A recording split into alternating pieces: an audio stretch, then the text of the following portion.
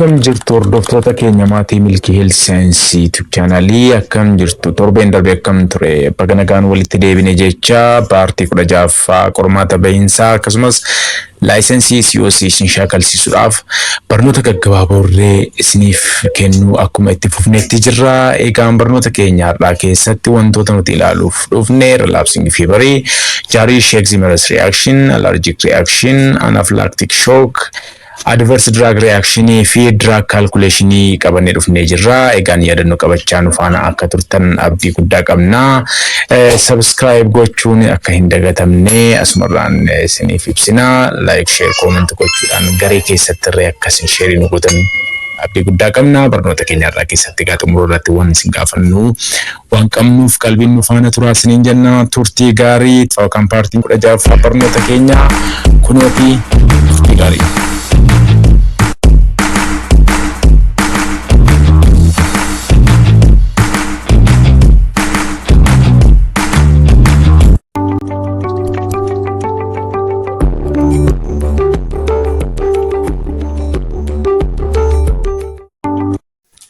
Akkam jirtu daawwattoota keenya qormaata isin shaakalsiisuu ammas itti deebinee jira. Qormaanni isin ilaalaa jirtan kun kan barattoota HO kan bara 2013 yookaan 2021 kan isaan qoramanidha. Isa keessaati qormaatni gaaffii sadaffaa kun hin argamu gatii ta'ee fi kan wajjin wal qabsiisnee wantoota irratti mari'annu qabna. Kanaaf gara gaaffii kanatti gaafa ceenu gaaffiin kun akkas ta'ee argamuu hin dandeenyeef gara PowerPoint itti isiniif qayyaree jira. Innis akkas jira.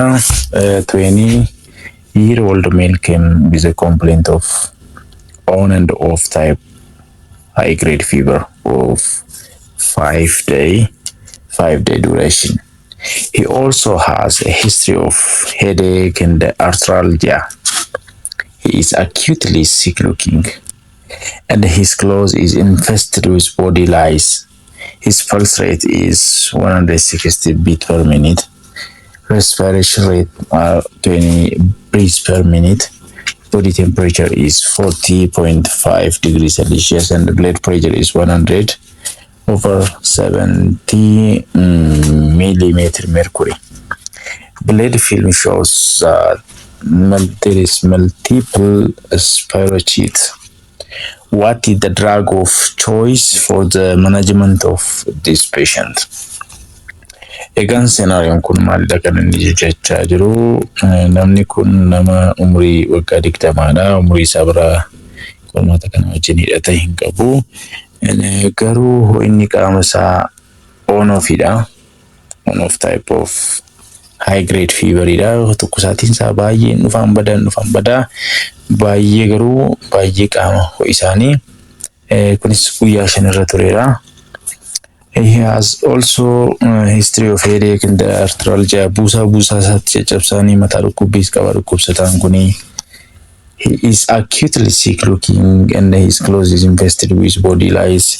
Wayyaan nama kanaa injiraan qaba. Gaafa laalan immoo baay'ee reefuma bakka dhukkubbiin kun reefu kan qabeen baay'ee dhukkubsateera kan inni jiru. Dhukkubsataan kuni rukuttaan onnee isaa 116dha. Normaaliin 60-90dha. 60-100dha. Respiratory rate isaa 20dha. Body temperature isaa baay'ee ol ka'ee jira. 37.2 kan jedhan jiru, 37.5 kan jedhan jiru. Garaagarummaa hin qabaata kitaabatti. Even hospitaalatti garaagarummaa qabaachuu danda'a. Garuu 40.5 jechuun baay'ee ol ka'eedha kan inni jiru. BP'n isaa normaalii agarsiisaa jira. Blood film isaa gaafa dhiiga laaboraatooriitti erganii riizaaltiin isaa deebi'ee dhufu spirochetii baay'eetu jira jedha. Kanaaf what is the drug of choice for the management of this patient? Qorichi dhukkubsataa kanaaf ta'u kanneen armaan gadii tarraan kana keessaati qorichi gaariidha jedhamu yookaan first line drug kan jedhamu drug of choice kan jedhamu isa kamidha? A doxycycline, B ciprofloxacin, C erythromycin, D procampicillin jedha. Kanaaf qormaata kana irratti mari'annee deebina. Waa'ee dhibeen kun maal akka ta'e mallattoo dhukkubsataan kun agarsiisuun tilmaamuun namatti hin cimu Spaayiroosiitiidha. Takkusaatiin qaama isaa ho'inaan gubaan hin dhufan badaa. Dabalataan immoo inni qaama isaa garmaleedha kan inni ol ka'ee jiru, garmalee ol ka'uudha kan inni agarsiisu. Bileed fiilmiin spaayiroosiitii agarsiisaa jira. Kana jechuun dhibeen nama kana maalidha jechuudha? Riilaapsiingii fiivariidha jechuudha dhibeen nama kana. Dabalatamas bukkeeraa boodii laayisiin jiraan nan isaarra guuteera kan inni jiru jechaa jira. Wayyaa isaarra jiraan jijjiraa. Kanaaf dhibeen nama kana maalidha jechuudha? Riilaapsiingii fiivarii isa jedhamudha. Waa'ee riilaapsiingii fiivarii bal'inaan diskasiin goona. Kanaaf ammas nu faana tura, qormaata kan biraatti ceena.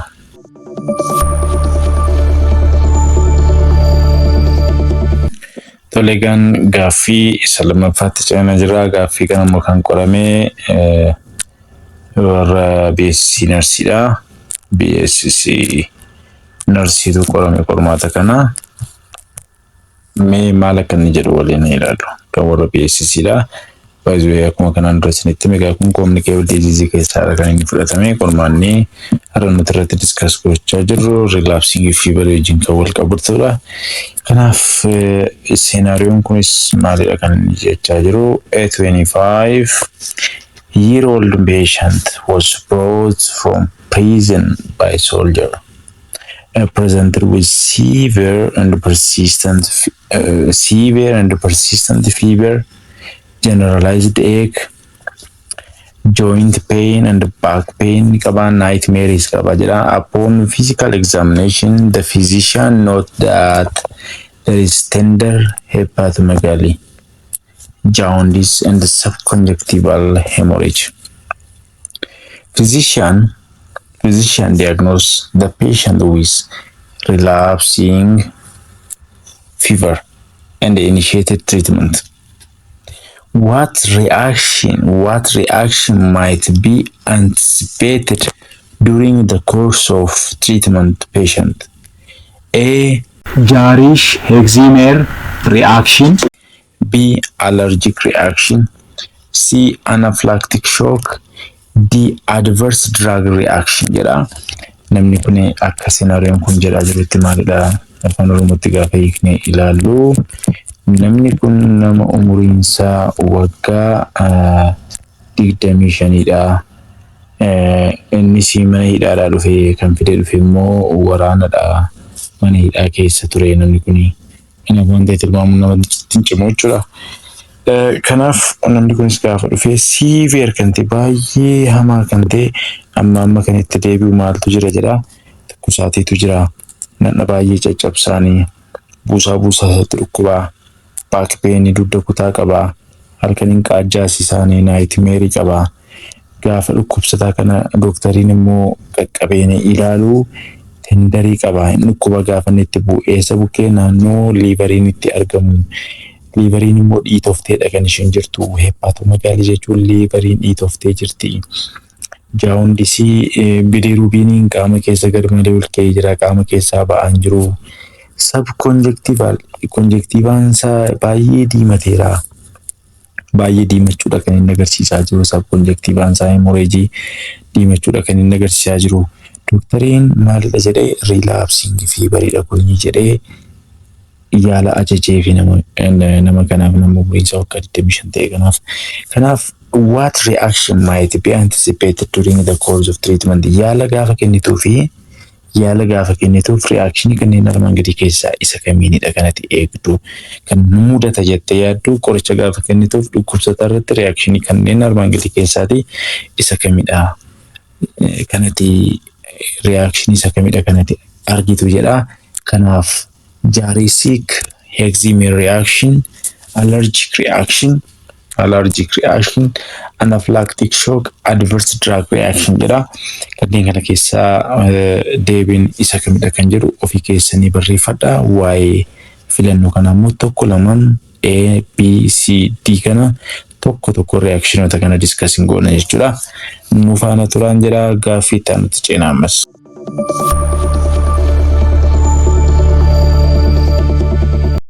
Tole ammas walitti deebinee jirra. Amma immoo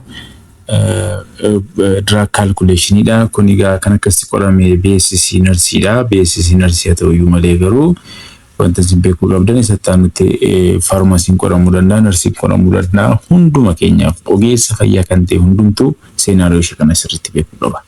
Kun namni kamiyyuu namni marfee nama waraanu kamiyyuu seenaariyoo kana sirriitti hubachuu qaba. Kaalkuleeshinii kana sirriitti beekuu qaba jechuudha. Kaalkuleeshinii kana bifuma salphaadhaan sanitti agarsiisa. Garuu seenaariyoocha dubbisnee walitti deebina. Mee seenaariyoocha dubbisnu. Seenaariyoocha akkas jedha. A 50-year-old female patient arrived at the health center with high fever and widespread body aches that have persistent for several days. Isheen mucaa durbaa umurii waggaa 15dha. Buufata fayyaa kee dhuftee tukkusaatii yookaan nama gubaa garmalee jira. Baay'ee nama caccabsaanii baay'eetti deddeebi'a.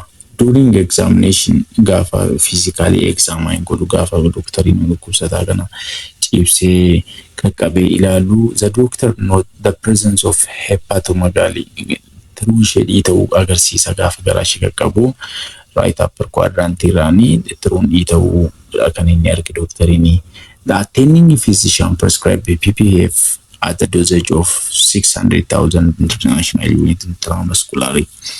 Procaine penicillin ajaje. Procaine penicillin dosii meeqa ajaje? 600 unity 600 intramuscularly da kan inni ajaje. Karaa IM kennee jedhe. To be administered twice daily for 3 days. Guyyaa sadiif ganamaaf galgala hawaraan jedhe mucaa waggaa 15 kanaan. To determine the total volume of PPF to be administered to this patient, how many milliliters should be given? Egaan kan ajajame international unity 600 karaa masilii kennee fi deep 90 degree syringe kee qabaddootee mucaa waggaa 15 kana waraaniin ganamaaf galgalaa BID jechuun every 12 hour sa'aatii 12 walirraa fageessitee marfee kana waraannattu. Garuu unitiidhaan 600 syringe keedhaan meeqa waraabbatta? Syringeedhaan meeqa waraabdee meeqa kennitaa fi amma kan inni gaafachaa jiru. Kanaaf as keetti baay'ee of eeggannoo yoo goone malee yookaan underdose goonaa yookaan overdose goone dhukkubsataa akka hin miine kaalkuleeshinii kana bakka hojiitti irratti mudachuu danda'a. Geetiteef qalbiidhaan akkas dhaggeeffatanii barbaada. A'n maal jedhaa 1 ml jedhaa, B'n 1.5 ml jedhaa, C'n 2 ml jedhaa, D'n 2.5 ml jedhaa. Kanaaf isa kana keessaa isa kam akka ta'e deebiin tokko lamaan erga kaalkuleeshinii isaa ilaallee booda deebitanii ofii keessanii filattu jechuudha. Kun gaaffii sadaffaa kan har'a discuss goonudha. Gaaffii sadii qabadeenidha kan akkuma jalqaba isinitti ba'e. Gaaffii lama kan narsiidha, lama kan beeksisii narsiidha. Tokko immoo kan jechuudha. Egaan wal jala dabarsanii immoo sirriitti gaafatamuu dandeessu geetiteef kan beeksisii narsii kan jechuu ta'uu danda'a, kan jechuu beeksisii narsii dhufuu danda'a geetiteef kan lamaan isaa utuu beektanii miidhaa tokkoyyuu hin qabu ittiin saba keessanii yaaltu malee. Kanaaf saayinsii beekuun abbuma fayyada geetiteef saayinsii kamiin utuu beektanii gaariidhaan sirriin jedha. Amma gaamee gara discussionii relapsing feveritti haa ceenu. Qayyaadaaf qalbii keessanii nu faana ta'a. Yaadannoo qabachaa nu duukaa turaan jedha. Subscribe gochuun hin dagatamiin. Turtii gaarii.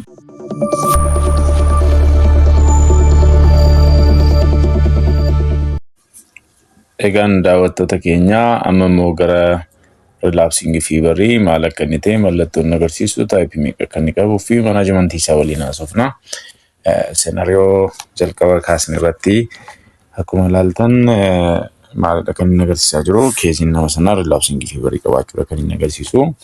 Mee relapsing fever gaafa jennu maal jechuu keenyadha ilaallu. Relapsing feverii gaafa jennu bakteeriyaadha. Bakteeriyaan sunis maqaan ishee kan spirochete jedhamtu kan daddabartudha.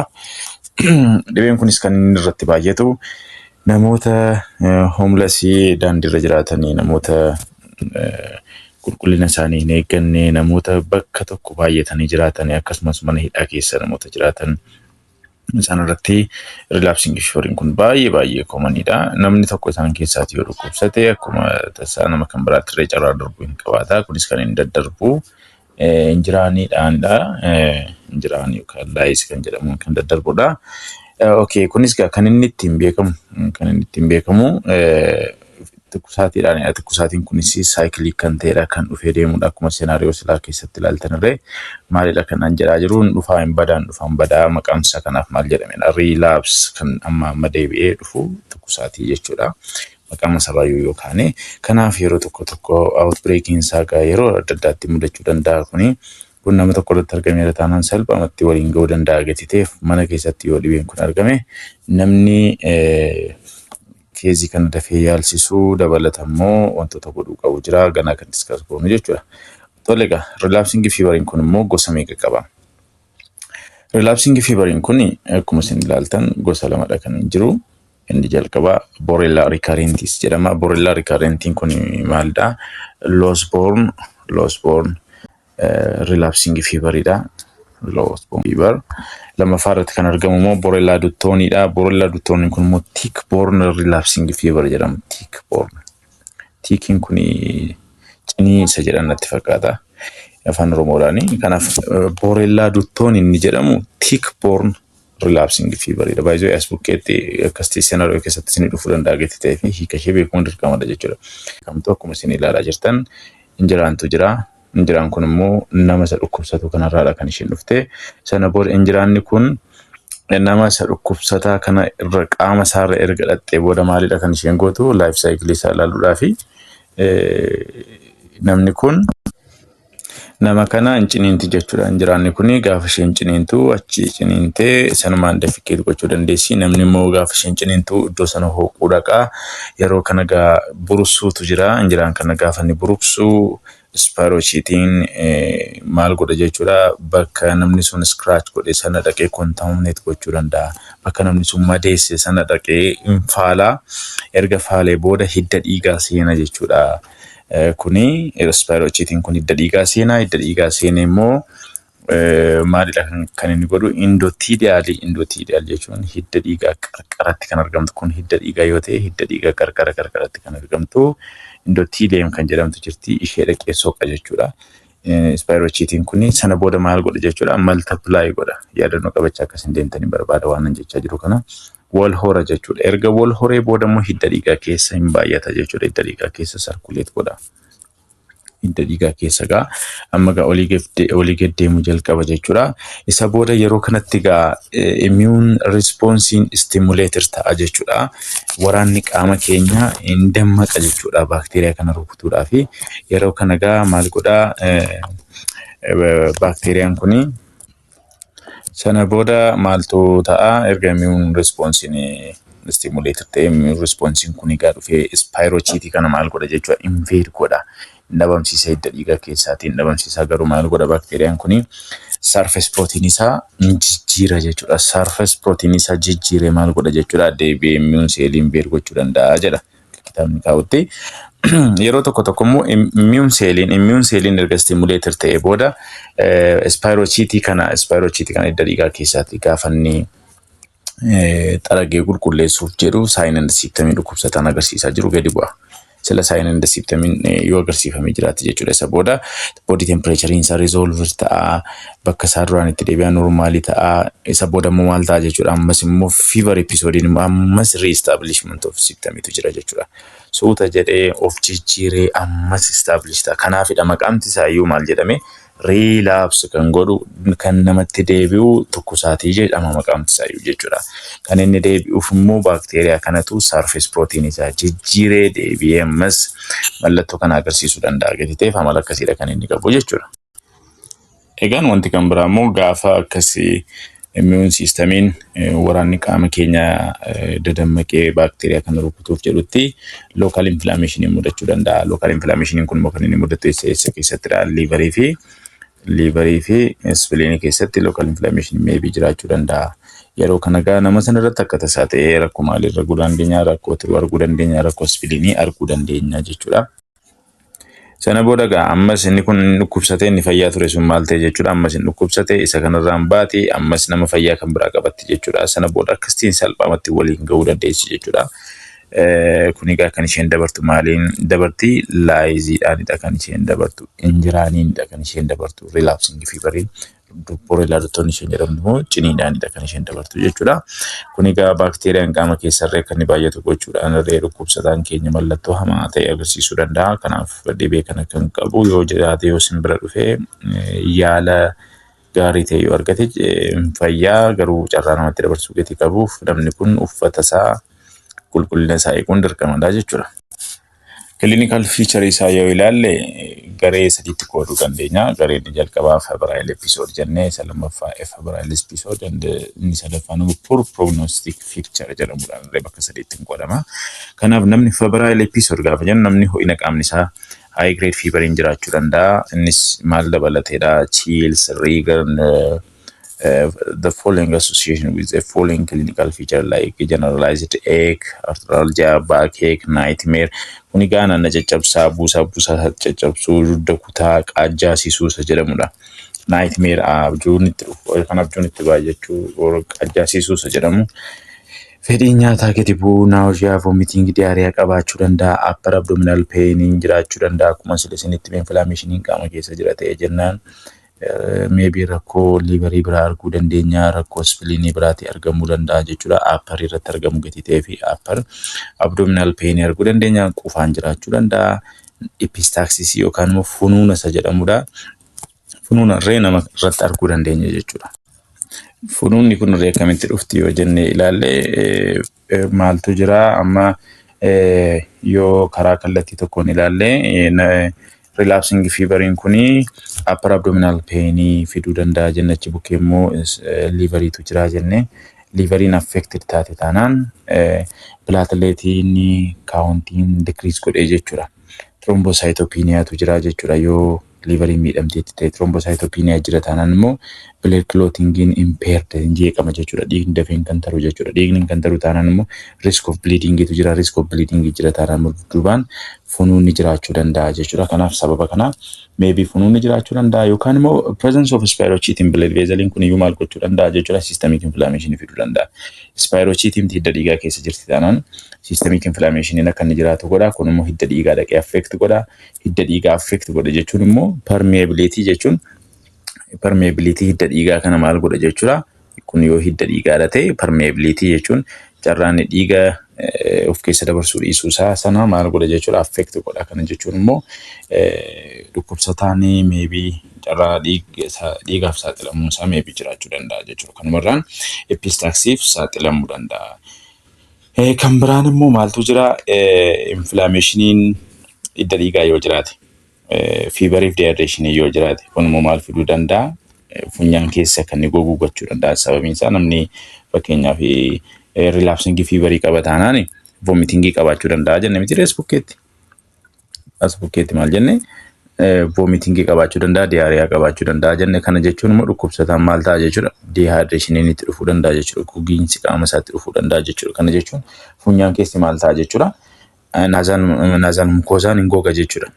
Funyaan keessi hin goge taanaan immoo susceptible ta'a yookaan immoo shakkamaa ta'a jechuudha. Carraama dhukkubsataan harka isaa gara funyaanitti geessee funyaan keessi gogee rageetii ta'eef gaafa inni funyaan isaa hooqu qorqoruu maal ta'uu danda'a jechuudha. Carraa dhiiguu hin qabaata. Sababa kanas nasal bleeding itti dhufuu danda'a. Sababa sadii jechuudha. Inni itti aanu prognostic featureidha. Poor prognostic feature dhukkubsataan bakka mallattoo fayyuu dadhabuu mallattoo yoo agarsiise mallattoon sunis maalidha? Relapsing feveriin shookii keessa gashuu danda'a wanta isin beekuu qabdan. Akkamitti shookii keessa gashaa? Hidda dhiigaa keessa yoo baakteeriyaan kun jiraatte maaltu jira jechuudha? Systemic inflammatory response tu jira jechuudha hidda dhiigaa keessa. Kun immoo maal godha jechuudha? Inflammationiin akka inni jiraatu godha. Inflammationiin jira taanaan immoo maybe probability sepsis jiraachuu danda'a jechuudha. Kun immoo maal fiduu danda'a? Maybe septic shock fiduu danda'a. Kana qofaa miti baay'ee. Maal gochuu danda'a? Yoo systemic inflammatory response hidda dhiigaa keessa jiraate kun immoo large number of inflammatory mediators warroonni jedhaman jechuudha hin gadhiifamu. Yeroo kana egaa vaazon blood vesselin maal ta'e jechuudha?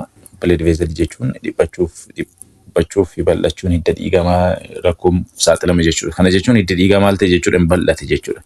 hin bal'ate jechuudha. Hiddi dhiigaa hin bal'ate taanaan immoo blood pressure maal ta'e jechuudha. Blood pressure baay'ee drop godhe jechuudha. Blood pressure immoo drop godhe taanaan fluid kana gaa reduced blood volume tu jira jechuudha. Blood pressure gadi bu'ee blood volume nis maal ta'e jechuudha. Drop godhe jechuudha. Blood volume drop godhe taanaan immoo hypotension if saaxilame jechuudha namni sun. Decrease blood perfusion of the brain jiraachuu danda'a jechuun gara hidda dhiigaa gara brainii kan geessu dhiigni maal ta'e jechuudha suuta deema jechuudha. Yeroo kana gaa mental status nama sana maal ta'an jeeqama jechuudha. Jeeqame taanaan nutrientiin gara sammuu dhaqu hin qannasee oksijiiniin gara sammuu dhaqu gara tishuu sammuu dhaqu hin qannasee yeroo kana gaa maaliif saaxilame dhukkubsataan keenya jechuudha koomaa keessa gala jechuudha. Of wallaala jechuudha. Kana qofaa miti gaa yeroo inflammationiin jiraatu orgaaniin baay'een isaanii sirriitti hojiin hojjetanii yeroo kana gaa insufficient blood flow tu jira.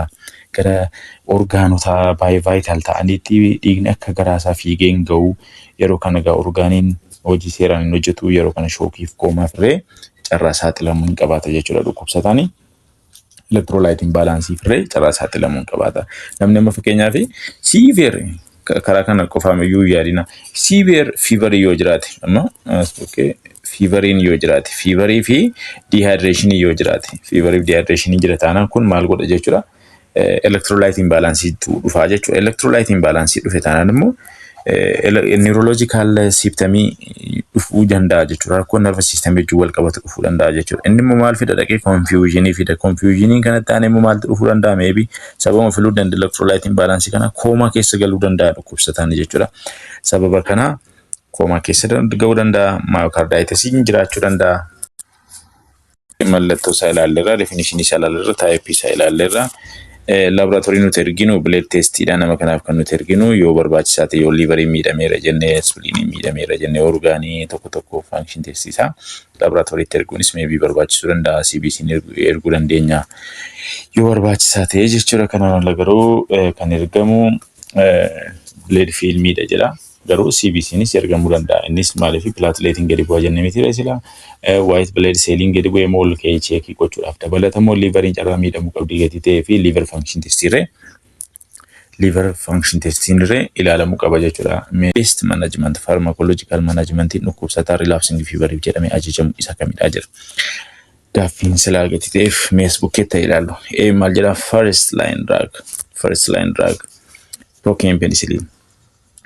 Procaine penicillin 400 hanga 600 unity IMA single dose jira. Single dose or for children 200 hanga 400 unit single dose jira. Check blood film after 12 hours of treatment jira. If negative da yoo ta'e blood film ergite yoo spirochetin hin argamne ta'e negative tetracycline ajajuu dandeessa for 3 consecutive days. Garuu jira if the blood film remain positive da yoo ta'e immoo repeat the same dose of procaine penicillin.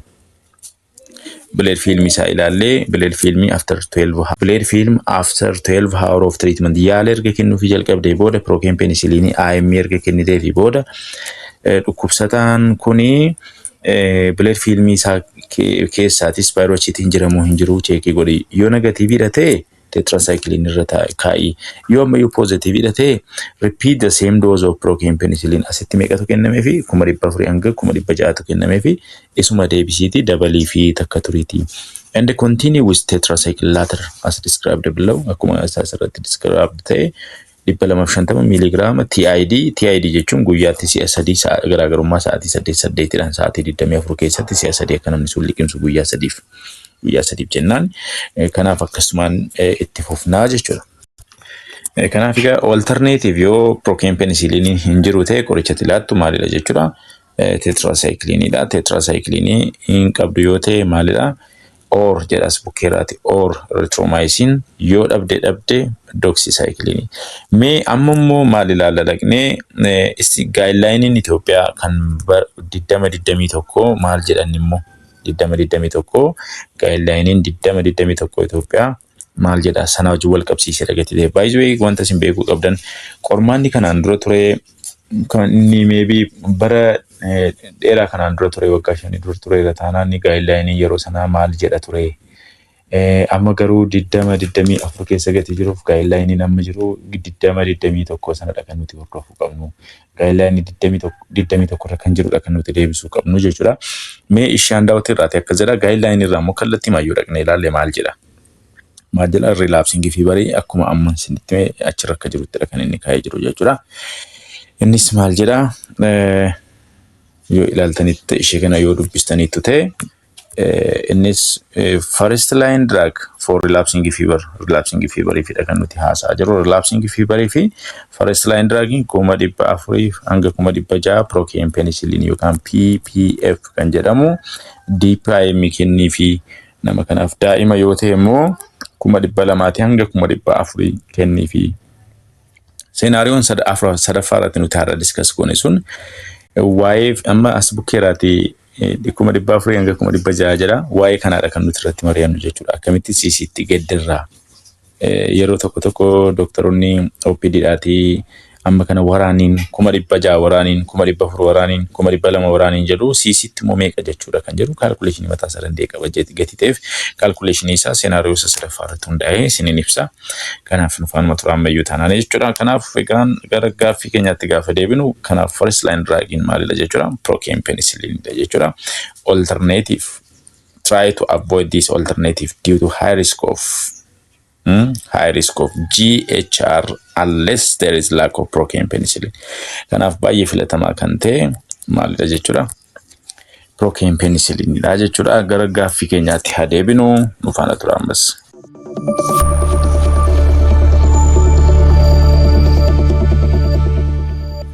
Tolegaan asitti kan inni gaafataa jire ture manaajmentii relapsing feveridha. As bukkeerraati argamuu hin danda'u akkuma jalqaba isinitti mee gara kanatti isinis ceesisa. Kanaaf namni kun nama umurii waggaa 20dha. Dhiiradha. Onoofiidha. High grade fever qaba. Nufaan bada kusaatii garmalee qaba. Mataa dhukkubbiis qaba. Buusaa isaattis hin dhukkubaanii. He is acutely sick looking gaafa ilaalamu baay'ee mareefuma kan dhukkubeenidha. Wayyaa dhukkubsataa kanarratti immoo injiraan faajjira. Falsireettiin dhukkubsataa kana immoo 116dha. Sirni hargansuu isaa 20dha. Body temperature isaa baay'ee ol ka'eedha kan inni jiru. Blood pressure isaa 170dha. Blood film gaafa ilaalamu spirochetes maalidha jedha. Multiple kan ta'e spirochetes arganii. Kana jechuun dhibeen nama kanaa maalidha jenne silaa relapsing fever. Kanaaf what is the drug of choice? Ela akkasitti sin gaafachuu danda'a. Diagnoositu ifan baasiin manaajmentiin kee maalidha? Farmakolojikaalii maaliin yaaltaa yerootti nun jedhu hin jira gatii ta'ee fi dhibee tokko specific kan ta'e dhibeen tokko kan inni ittiin beekamu mallattoo isaa qubaatti qabaachuu qabdu jechuudha. Amma relapsing feveriin kan inni ittiin beekamu on of type of high grade feveridha. Ijoon dubbii kan isheen jirtu ijoon dubbii ishee seenaariyoo kanaa kan isheen jirtu eessa bukkeedha. Tokko high grade feveridha. Umurii isaa irraati wanti hidhata qabu tokko hin jiru. Mataa dhukkubbii dugda kutaa isas dhiisaa as bukkee immoo maal jedhe dhufeema deebisaa dubbate asitti immoo deebisaa dubbate. Wayyaa nama kanaarra jiraachuu agarsiise. Isheen kun baay'ee isin fayyaddi. Deebii immoo dhufee maal jedhamas ifa isinii baase spirochetes. Kana sadan tokko lama kana beekta taanaan afur bakka relapsing feveridha jechuudha keeziin nama kanaa. Kanaaf relapsing feveridhaaf akka 20-21tti qorichi baay'ee filatamaadha jedhamu akka amma ilaalletti maalidha jechuudha. Procaine penicillin. Procaine penicillin immoo unitiidhaan ajajama, ml'dhaan ajajamu. Kanaaf ml akkamitti deebisna kan jedhu deebinee ilaalla. Kanaaf inni warroonni kun doxycycline alternative drugidha. Cipron hin ajajamu. Erythromycin alternative drugidha. Cipron silumayyuu hin ajajamu gatii ta'ee fi procaineidha baay'ee filatamaa kan inni ta'e. Doxycycline, erythromycin fi tetracycline gaafa kennitu GH reactionii baay'ee komanidha gatii ta'eef baay'ee eeggadhu jedha. Kanaaf utuu procaine penicillin ajajjeetti GHR'n kun dafee dhufuu amma tokko isatu gaariidha. Warroonni kun dafanii ajjeesan taanaan immoo hidda dhiigaa keessatti endotoksinii baay'eetu gadhiifama. Endotoksiniin baay'ee gadhiifame taanaan immoo immune response trigger godhu yeroo sana inflammation qaama keessatti mudachuu danda'a gatii ta'ee fi procaine penicillin is a preferable drug for relapsing fever. Tolega akkuma kanan dura kuizii qabdu gara dhumaa irratti gatii ta'ee fi Viidiyoo kana amma dhumaatti qalbiidhaan dhaggeeffadhaa. Isin immoo wanta kaalkuleet gootan nu qabdu. Qoricha kana kaalkuleeshin irratti warri faarmaasiin hordofaa, HO'nis, narsiinis, miidiyaawaafariinis hundi keessan ogeessa fayyaa kan taatan kamiyyuu isin ilaallata geetiteef gaaffiin koo inni gara dhumaa baay'ee isin ilaallata geetiteef nafaana turaan isiniin jedha. Ammas gaaffii itti aanutti ceena.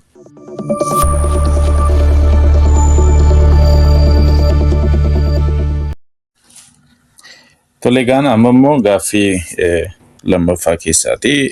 Filannoon een wanta inni jedhu Yarish Alzheimer reaction yeroo tokko namoonni tokko Yarish Alzheimer reaction jedhu warroonni alaa kun immoo Yarish Alzheimer reaction jedhu meesh Yarish yookaan immoo Yarish Alzheimer reaction kan jedhu mee diskasa goona. Egaan maqaa jara kanaa waamu xiqqoon cimaa. Yarish Alzheimer reaction jechuun maqaan kun maalidha?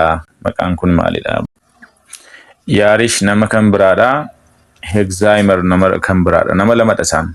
Namoonni lamaan kun Adolf Yarish jedhaman kuni Adolf Yarish Australian dermatologist dha namichi inni kun Australian dermatologist dha. Innis reactionii patientiin erga syphilis erga dhukkubsatee booda antibiotics ajajamee fi antibiotics sana wal qabatee acute inflammatory response dhufee kan jalqaba argatedha. Adolf Yarish jedhaman kuni Adolf Yarish jaarraa 20ffaa keessa jechuudha. Adolf Yarish Adolf Yarish jedhama. Inni lammaffaan immoo Karl Alzheimer jedhama. Karl jedhama maqaan isaa. Karl Alzheimer jedhama inni kuni. Karlis immoo German physician dha. Germanaawidha. Innis treatmentii syphilis irratti antibioticsiin gaafa ajajamu connectionii antibiotics fi inflammatory response jiru kan argate jechuudha. Jaarraa 20ffaa keessaa kanaaf jarri kun lamaan waan ta'e arganiiru. Antibioticsiin gaafa ajajamu of eeggannoo gaafata. Eenyurratti? Spirocheetii irratti of eeggannoo gaafata jedhanii jechuudha jarri kun lamaan. Kanumarraan maqaan Yarish Alzheimer reaction jedhamu itti ba'ee jechuudha. Kanaaf malee reactionii maqaa akkas jedhamu hin jiru jechuudha. Gatii qoratanii ofii isaanii ergataniif maqaan itti moggeessini jechuu barbaadanidha. Maal jechuudha? Yarish Alzheimer reaction, GH reaction jechuun maal jechuudha? GH reaction jennee discuss goona. GH reaction jechuun maal jechuudha? Inni kunis temporary inflammatory response that can occur following the initiation of antibiotics treatment for certain infection, particularly syphilis, relapsing fever, Lyme disease kan jedhamu kan irratti yeroo antibiotics ajajan baay'ee of eeggadha. Baay'ee kun rakkoo hamaa firree dhukkubsataa saaxiluu danda'a, garuu yeroo tokko ofuma isaa fayyuu danda'a. Inni kunis akkamittiinidha reactioniin kun kan inni mudatu? Reactioniin kun mallattoon agarsiisu ilaalee adeebinume. Mallattoo namni Yarish Alzheimer reactionii kana yookaan GH reactionii kana dhukkubsate mallattoon agarsiisu maalla? Flu-like symptoms jiraachuu danda'a. Flu-like jechuun waan akka utaalloo wayii dadhabsiisuu, ceenaan caccabsaa mataa dhukkubbiidhaan irratti raashii shiffi jedhee ba'uu, tokkosaatii gara malee dafqisiisuu mallattoolee akka kanaa irratti arguu dandeenya jechuudha. Mallattooleen kun egaa yookaan immoo kan biraa kitaaban kan biraa maal jedha? Exacerbation of existing symptoms jiraachuu danda'a. Mallattoo dhukkubsataan amma qabate mana yaalaa keenya dhufee gar malee itti hammaachuu danda'a. Kanaaf GH reactioniin kun maal jechuudha? GH reactioniin kun akkamittiinidha kan inni mudatu? Yoo jenne ilaalle jalqaba qoricha laattaniif jennu dhukkubsataan relapsing fever isin bira dhufe. Fakkeenya relapsing feveriin tokko gaafa isin bira dhufu antibiotics laattaniif, antibiotics gaafa laattanii fi antibioticsiin gaafa laatamuuf maal godhu jechuudha? Baakteeriyaan sun hidda dhiigaa keessa kan jiran hundi isaanii maal ta'u jechuudha? Hin du'u. Baakteeriyaan hidda dhiigaa keessa turan hundi isaanii gaafa du'an immoo hidda dhiigaa keessatti maal gadhiisu jechuudha? Endotoxinii gadhiisu. Du'aan isaanii jechuudha. Endotoxiniin gadhiifame kun immoo maal waama jechuudha? Immune systemiin trigger akka inni ta'u godha. Immune systemii yookaan waraanni qaama keenya gara sanatti akka inni duulu gar malee kan inni bobba'u gochuu danda'a jechuudha. yeroo antibiotics laattaniif hidda dhiigaa keessaa baakteeriyaa sana ajjeesa. Baakteeriyaan du'e sun immoo endootoksiinii gadhiisa. Endootoksiiniin sun immoo inflaamatorii miidiyeetaroota dhaqee maal godha jechuudha, trigger godha. Yeroo kana egaa immune seeliin recognize godha akka foreign invaderiitti jechuudha. Intini kana endootoksiinii kana kanumarraan inflammatory response jiraachuudha. Inflammatory response kanaan dhaabbata taane systemic infection agarsiisuu danda'a dhukkubsataan. Systemic infection agarsiisuu danda'a jechuudha. Kunis kan inni dhufeef maalidha? Activation of immune cellin activated ta'e taanaan cytokinesiin hidda dhiigaatti gadhiifamu, inflammatory response jira. Cytokinesiin kanneen akka tumor necrosis factory, alpha, interleukin 1, interleukin 6 kun maal godhu jechuudha.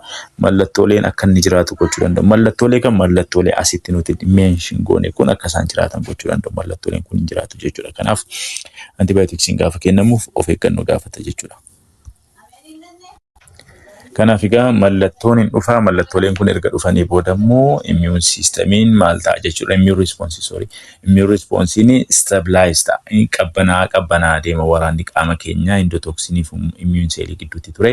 Baakteeriyaan qaama keessaatii loodiin isaa decrease ta'a dhufaa. Baakteeriyaa ajjeesaa du'aa yoo dhufanii endootoksiinii sana to'achaa dhufee qaamni keenya mallattoolee jiru gradually maal ta'a dhufa jechuudha. Drop gochaa dhufa, resolve ta'a.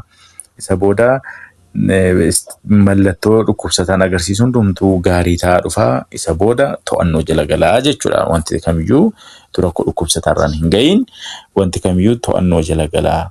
Kanaaf garuu antibiotiksii gaafa kenninu keessumaa spirochitiidhaaf baay'ee of eeggannoo gochuu qabna jechuudha. Keessumaa relapsing fever irratti antibiotiksii gaafa kenninu baakteeriyaan du'e sun rakkoo akkasii fiduu danda'a gatii ta'ee fi baay'ee of eeggannoo gochuu qabna jechuudha. Egaan inni B jala jiru maal jedha? Allergic reaction jedha. Allergic reaction jechuun immoo after medication administration occur when the immune system mistakenly identify medication as a harmful substance. Immune cell yookaan waraanni qaama keenyaa qoricha kenname sana akka wanta isa yookaan qaama miidhuu dhufaniitti ilaalee gaafa tarkaanfii fudhatu jechuudha. Allergic reaction jechuun allergic reaction sanumarraan kan keekaa mallattoolee akka kana arguu dandeenya jechuudha. This can trigger a range of symptoms which can vary in severity, maybe intini mild ta'uu danda'a, moderate ta'uu danda'a, severe ta'uu danda'a. Kunis akkamittiinidha kan inni mudatu? Mechanism of intini isaa yoo ilaalle first dhukkubsataan tokko gaafa inni qoricha fudhatu. Qoricha fudhatee jennu qoricha gaafa fudhatu immune seeliin isaa maal godha jechuudha. Immune systemiin isaa specific antibody against medication sana produce godha jechuudha. IgE'n against drug erga produce erga ta'anii booda erga oomishamanii booda isa booda lammaffaa gaafa namni kun dhufee qoricha kana fudhatu akkamitti antibodiin sun maal godha jechuudha, recognize godha jechuudha. Qorichi sun akka inni hamaa ta'etti sana booda immune system trigger godha jechuudha. Sanumarraanii histaaminiin release ta'a. Histaaminii qofa otoo hin taane keemikaalonni adda addaa immune systemiidhaan release ta'u. Sana booda keemikaalonni dhufanii gagadhiifaman egaa sababa misteekiidhaan IgE'n akka alagaatti yookaan akka qaama miidhuu waan dhufeetti ilaalee qoricha sana akkuma immune seeliidhaan histaaminii keemikaalota adda addaa akka inni gadhiisu erga ta'ee booda dhukkubsataa sana irratti mallattoo akka hooksisaa, akka redness, swelling of deeper layer of the skin yookaan immoo angioedema irratti arguu dandeenya. Ijjiitti dhidhiita'uu, nasal congestion isaa xissoo, severe yoo ta'e baay'ee shortness of breathing agarsiisuu danda'a. Swelling of tongue jiraachuu danda'a. Kanaaf rakkoo hamaaf illee saaxiluu ni danda'a jechuudha kileentii kenna. Yeroo tokko amala kuffisuurree amala diizinasiin jiraachuu danda'a. Sababuma allergic reaction kana akka salphaatti ilaaluu qabnu jechuudha. Severe form isaa baay'ee gadeedha. Severe form isaa rakkoo hamaaf dhukkubsataa keenya saaxiluu danda'a gatii ta'ee fi allergic reaction kun manage ta'uu danda'a. Managementiin allergic reaction kanaan dura nagaa fudhatee isa lammaffaa gaafa fudhatu mallattoo akka kana yoo dhukkubsataan agarsiise maalidha kan nuti kennuufi qabnu? Antihistaminiin dirqamadha jechuudha. Histaminiin produced ta'e miniidha. Kanaaf antihistaminii kenninaa fi antihistaminii qofa otoo hin taane yoo barbaachisaa ta'e topical corticosteroid dabalatamu adrenaaliin irree yeroo itti kenninuuf jiraata jechuudha. Sana booda maalidha kan nuti gochuu qabnu jechuudha? Follow gochuu dhukkubsataa keenya hordofu. Mallattoon kan biraa akka dudduubaan hin jirre. Mallattoon kan biraa akka inni dudduubaan hin jirre dhukkubsataa keenya hordofu jalqaba. Yoo baay'ee siviiridha ta'e adrenaaliin yookaan epinefrinii kennu. Antihistaminiinis dirqamadha, topical corticosteroidiinis dirqamadha jechuudha. Sana booda dhukkubsataa keenya hordofaa deemnaa jechuudha. Gaaffii filannoo caan immoo maal jedha haa ilaallume.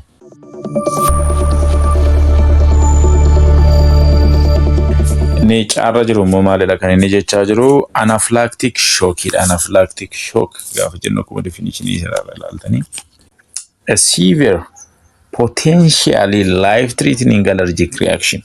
Life-threatening allergic reaction that occur rapidly, often within a minute of exposure to an allergy. Kun egaa gosuma allergic reaction jalattidha kan inni hammatamu.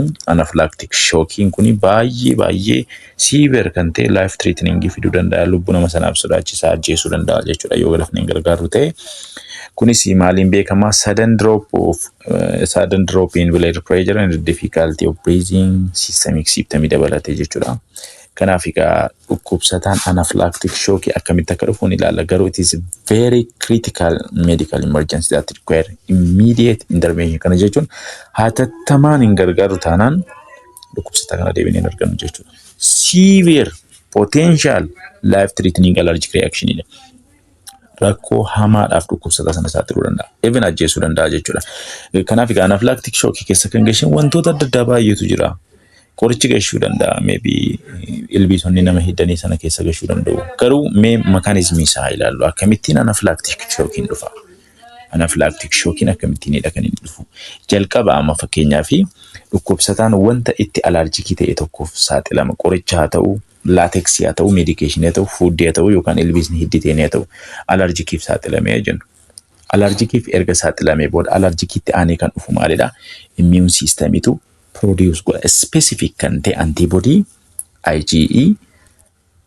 IgE produce godha jechuudha. IgE kun immoo maal godha jechuudha? Antibody trigger the release of chemical like histamine from mast cell irraa baasofil irraa histamine produce godha.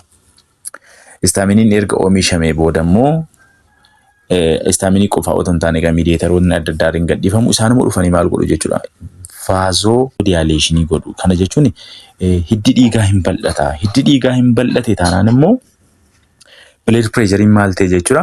Baay'ee drop godhe jechuudha. Blood pressure immoo drop godhe taanaan immoo vascular permeability maal ta'e jechuudha? Increase ta'e. Sana jechuun dhiigni hidda dhiigaa keessaatii gara tishuutti nam'ee jechuudha. Sana booda nama sana irratti maal arguu dandeenya? Edema arguu dandeenya. Edema arguu dandeenya dhiitaa jechuudha.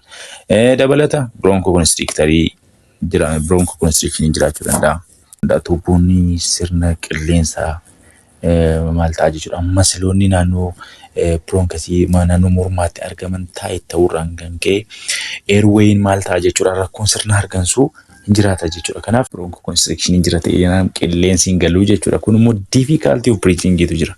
Qilleensa baasee gashuu baay'ee dhiphata jechuudha namni kun.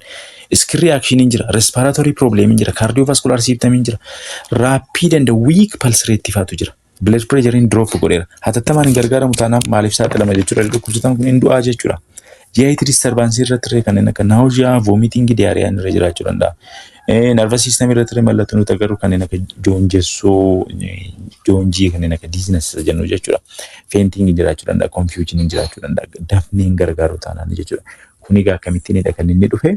Namni tokko qoricha fudhate, qoricha yookaan immoo wanti ta'e wayii allergikiitti ta'e, allergikii yeroo ta'u immune seeliin hatattamaan histaminii garmalee oomishee, histaminiin kun immoo mast seelirraa yookaan baazoofiiliidhaan garmalee oomishamanii histaminii qofaa miti gaas bukkee wanta sin beekuu qabda. Miidiyeetaroonni adda addaa gaafa isaan gadhiifaman hiddi dhiigaa maal ta'e garmalee bal'ate, hiddi dhiigaan bal'ate biroonkiin dhiphate.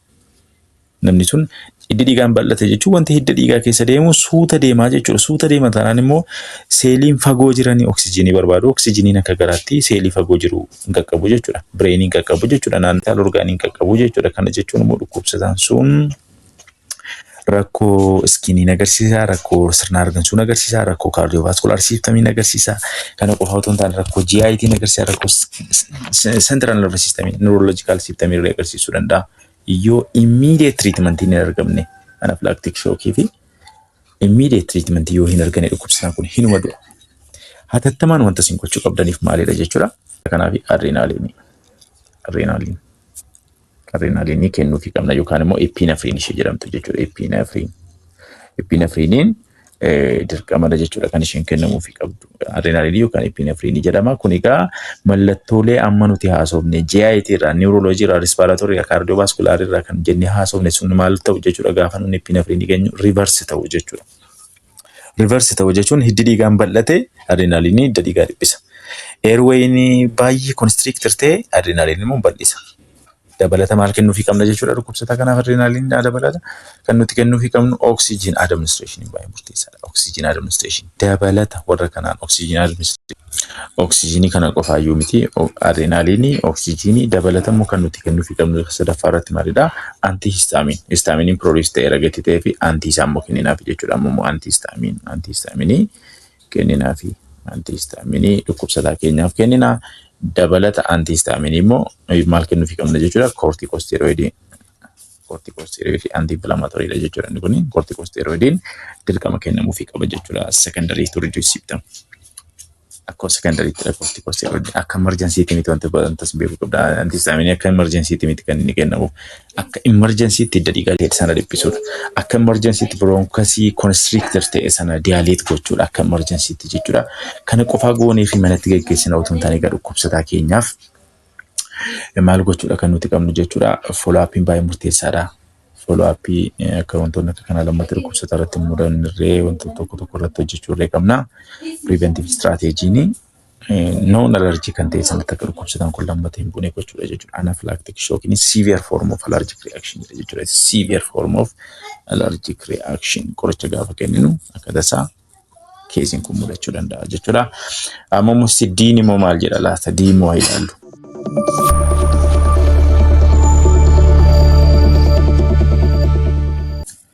Okay, as bukeetti immoo diin immoo maalidha kan inni jedhaa jiru adverse drug reaction idha. Adverse drug reaction gaafa jennu akka definition isaarraa jedhu unwanted wanta barbaachisaa hin taane yookaan immoo miidhaa kan qabu harmful effect miidhaa kan qabu harmful kan ta'e effectii sababa dhukkubsataan qoricha sana fudhateef as a result of taking of medication sababa dhukkubsataan qoricha sana fudhateef reaction itti dhufe jechuudha adverse drug reaction jechuun.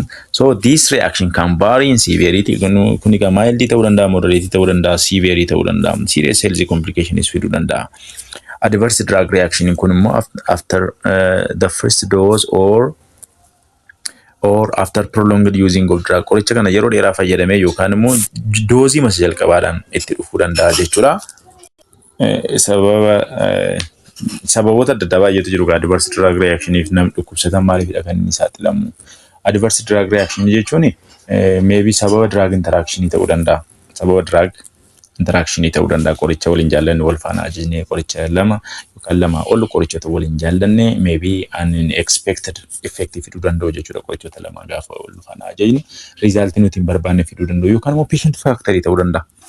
Patient factor gaafa jennu maybe umriin nama sanaatuun ilaalii qorichaa jennee saala nama sanaatuun ilaalii genetics underlying healthy condition yoo qabaate kan biraan immoo dose error yookaan incorrect dosage yoo jiraate adverse drug reaction jiraachuu danda'a incorrect dosage yoo jiraate yookaan allergic reaction maybe to specific medication yoo jiraate drug interaction jiraachuu danda'a jechuudha. Kanaaf egaa adverse drug reaction gaafa jennu type 1 augmented jedha type 2 bizarre jedha type 3 chronic jedha type E end of use jedha.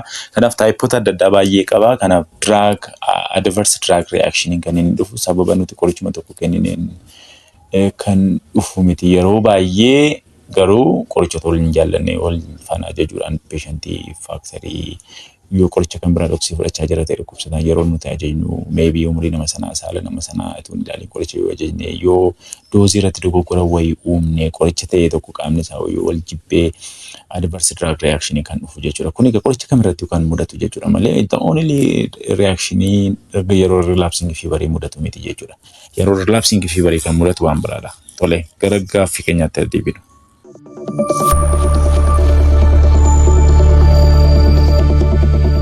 Gaaffii kan BSc Nursiitti kunoo deebinee jirra.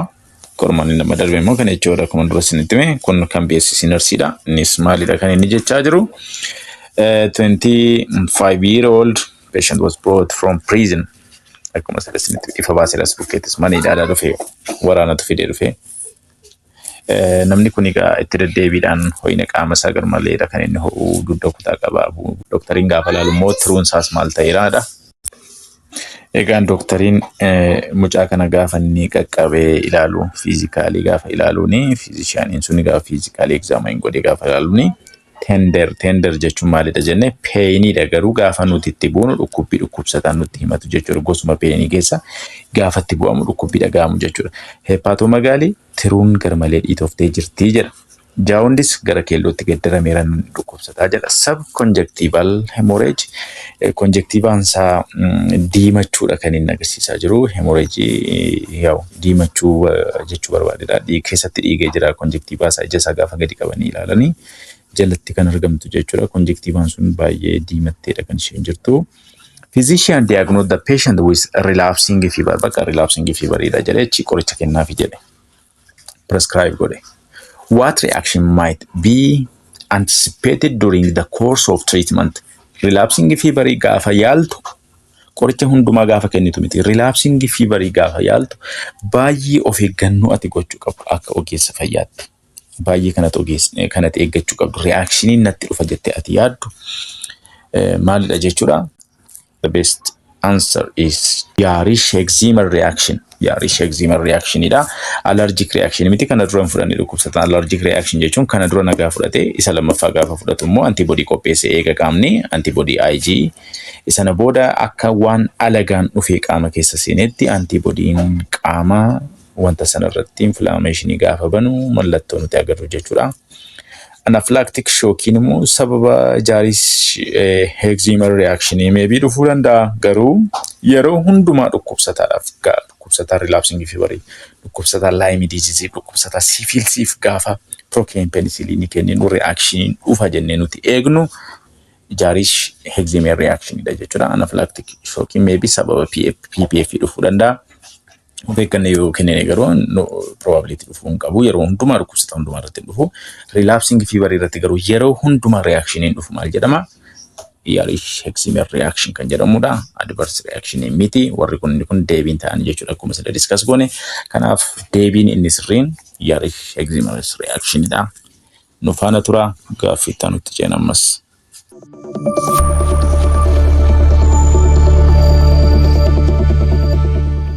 Amma immoo qorichadha kamitti calculate goona.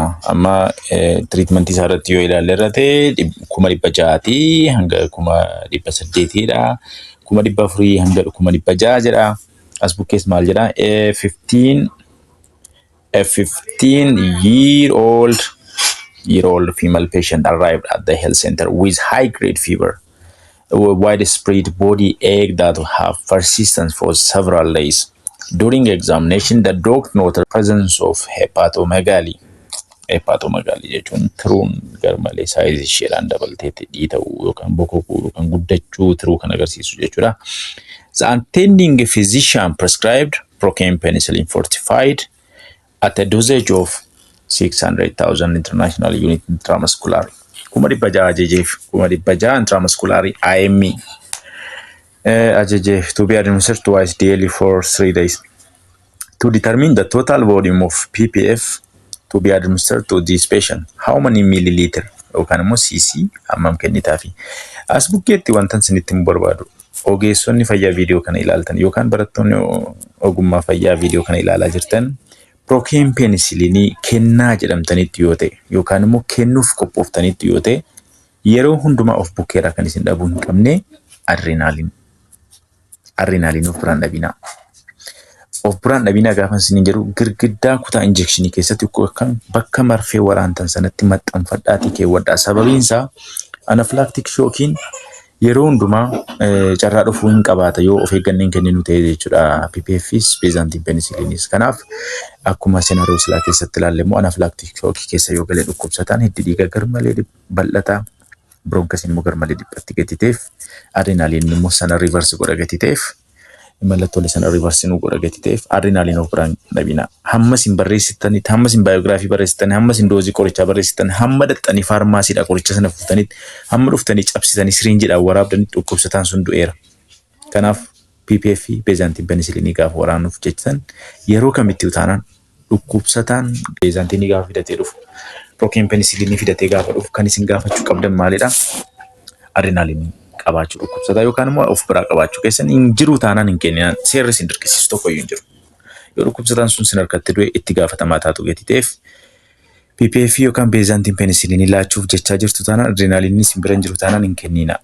Kenninaan sin jedhan akka nama ogeessa fayyaa tokkotti kan isin gorsitu hin kennitan ta'e gaariidha. Tole gara senaariyoo keenyaatti deebina. PPF kenniifi jara PPF ajajame immoo doktariidhaanii 600 gaanne senaariyoon kun dogoggora qabaachuu danda'a. Dogoggora qabaachuu danda'a garuu akkuma dogoggora isaatti kaalkuleet goonaaf. Maalidha kan inni jechaa jiru? Qormaatni kun gaafa fuudhee dogoggora isaa argeeras bukkeet maal jedha? The attending physician prescribed protein penicillin at a dosage of 600,000 international unit intramuscular to be administered twice daily. Relapsing feveriidhaaf guyyaatti 2 ajajamu, guyyaa 3 hin ajajamu. Garuu isa miti. Waa'ee qorichichaa miti kan inni isin gaafachaa jiru. Waa'ee kaalkuleeshinii sanaa isin gaafachuuf jedhee hamma kana deeme malee waa'ee qorichi guyyaatti 2 kennamu tokko kennamu sanaaf miti jechuudha. Amma protein penicillin gara ml akkamitti deebisa?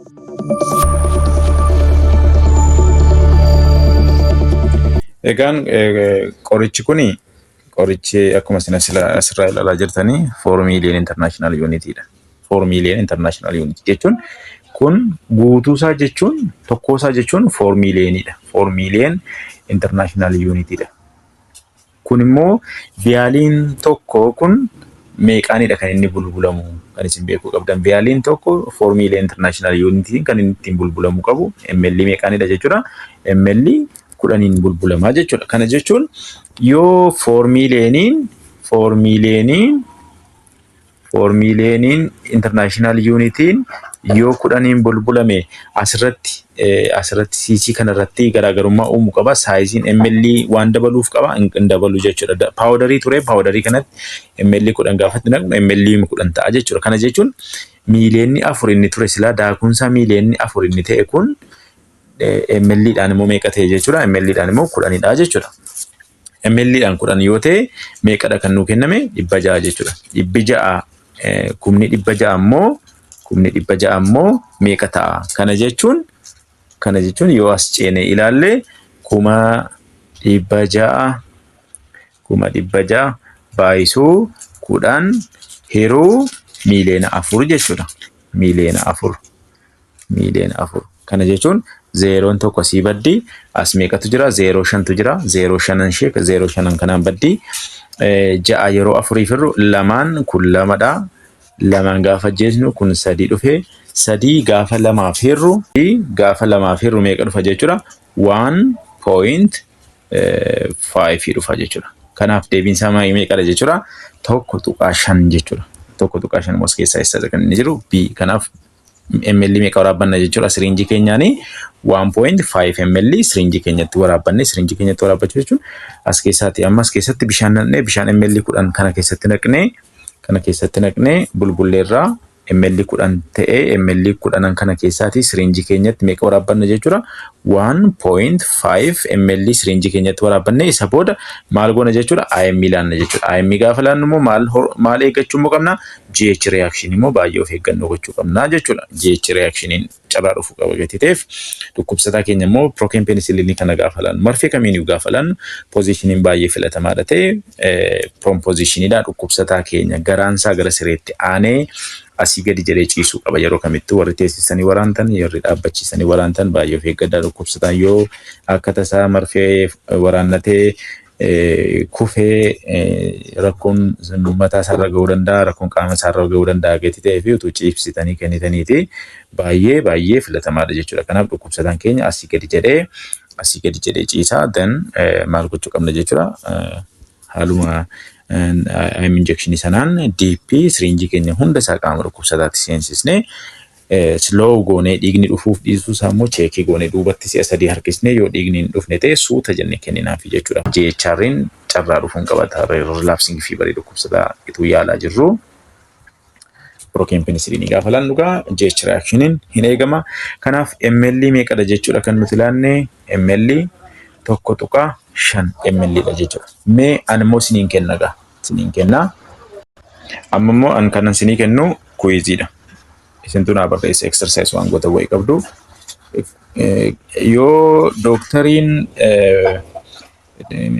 yuunitii 200 ajaje 200 yoo ajaje international unity dha kuni international unity 200 tu ajajame 200 ajajame kana ML itti gaddaraati ML dhaan daa'ima kanaaf kenna ML itti jijjiraati daa'imaaf ML yookaan CC meeqa kennitu ML jechuun CC jechuun madam sirinjiidhaan hammam waraabbattee hammam laatta kanaafuu jira as keessatti ammas keessatti kan hafe tokko tuqaa 5 as keessaa waraabbanne as keessatti kan nu hafe meeqadha jechuudha 10 hir'isu tokko tuqaa 5 irraa waraabbanne miti kanaaf meeqa hafe jechuudha 8 tuqaa 5 hafe jechuudha as keessatti kanaaf dhukkubsata kan biraaf ta'uu danda'a jechuudha so kanaaf kan ajajame 200 dha yoo ta'e 200 international unit ajajame yoo ta'e IME hammam laattu komantii jalatti nu barreessaan jira fiisan qalbiidhaan ilaaltanii yaadannoo qabachaa yoo deemtan baay'ee filatamaadha YouTube kanaan barsiisuu gaa ittuma fuuf nagati ta'ee fi bardaftarirree daftara ittiin yaadannoo wanta nuti haasofnu irratti qabattan qofaatti tu adda baastanitti baay'ee gaariidha sababiin isaa qormaanni gaafa sanitti dhiyaachaa deemu isuma deebitanii akka ilaaltaniif yaadannoo qabachaa yoo deemtan baay'ee gaariidha mana ciistanii fooniin dhaggeeffachuu dandeessu Wi-Fi qabdu taanaan haala kanaadhaan itti dhaggeeffachaa deemtanii darbuun keessan nuufis injifannoo ragatii ta'eef uummata keenya gaafa seeraan yaaltan nuufis injifannoo ragatii ta'eef milkas milkooftanidha kaayyoon keenya ni dura ragatii ta'ee fi milkaa'uuf milkii YouTube chaanalii subscribe godhaa isiniin jedha galatooma paartii 17ffaadhaan deebinee wal agarra.